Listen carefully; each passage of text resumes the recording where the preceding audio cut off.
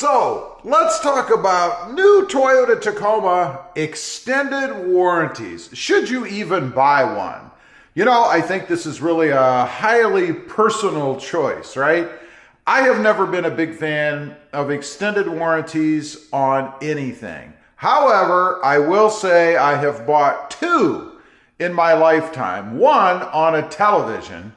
It was a flat screen and it developed some little pixelated areas on the screen.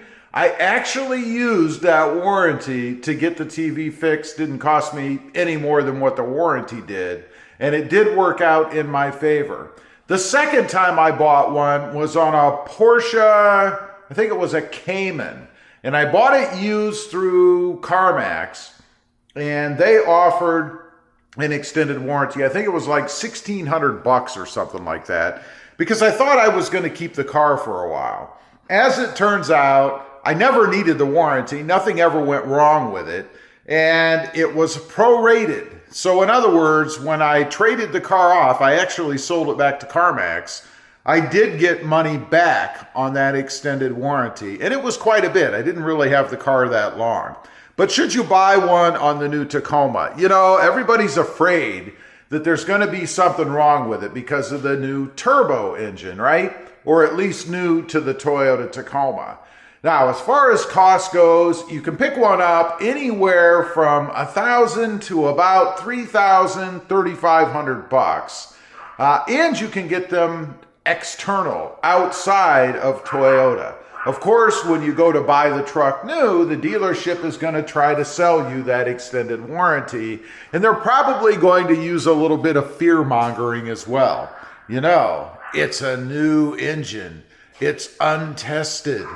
We don't know how it's going to work out. For peace of mind, you might buy one. And then they also run through these, what I think are sometimes exorbitant prices on things that could go wrong. Not always. I mean, if you lose a transmission, blow an engine, something like that, it could work out, right? But anyway, the way they typically work, you've got your manufacturer's warranty. 3 years, 36,000 miles, anything goes wrong, the warranty is going to take care of it, right? So it doesn't really come into play, the extended warranty, until after that time period. And you also can buy extended warranties for different time periods. I think if you're going to pony up the money and buy one, you know, maybe you ought to just go full bore and buy the, 7 or 8 year, 100 or 120,000 mile warranty. Of course, it depends on how long you keep your truck, right? If you're like me and you trade off anywhere from 1 to 3 years, obviously, I'm covered under the factory warranty. It wouldn't make a lot of sense to spend the money on one. Now, one thing you ought to make sure of, and this kind of depends on whether you go through Toyota themselves or even one of these third-party warranty companies, is the extended warranty prorated. In other words, if you decide to sell the truck at some point, either back to Toyota or to a third party or whatever it is, can you cancel that extended warranty that you paid for and get some part of the money back, a prorated amount? A lot of places will do that. Some don't do that. The other thing to pay attention to is what is really covered in that extended warranty, and is there any fault that they would try to place on the warranty holder or the owner of the truck, I guess, should something go wrong. For instance, you buy a 4x4 Tacoma, you're going to be taking it off-road, something breaks while you're off-road, will that be covered under your extended warranty, or is something in the fine print that says truck cannot be subjected to, let's say, extreme conditions? Define extreme conditions.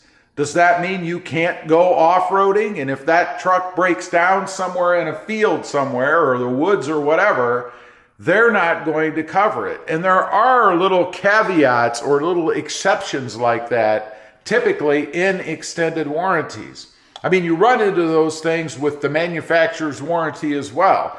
You know, I always find it funny. People will ask on the channel, does this or that mod void the warranty?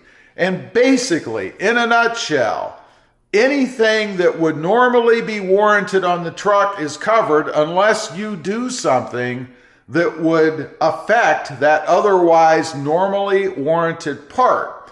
In other words, if you put, let's say, some kind of high-powered light in the taillights, and for some reason they catch on fire or melt the housing, or the lens, if you will, of that taillight.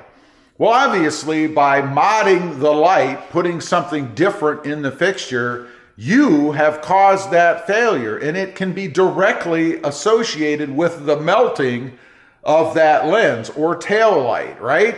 So that's your fault, and that's not going to be covered. However, if, let's say, you did that same mod, had no problems with that tail light, and the transmission fails, well, they're not related. Putting a light bulb in the lens or in the rear tail light is not going to be the cause of a failed transmission. There's an act, I think it's called the Magnuson-Moss Warranty Act. All you have to do is Google that. If you want a lot of reading in court cases, you'll be able to find out. Now, one other thing I want to mention about extended warranties, it's really insurance, right? And keep in mind, the company that's selling to you is always looking for a way out. They don't want to pay that warranty, right? They're in it to make money. And if they're paying out a bunch of money in the form of warranty claims, they're not making money.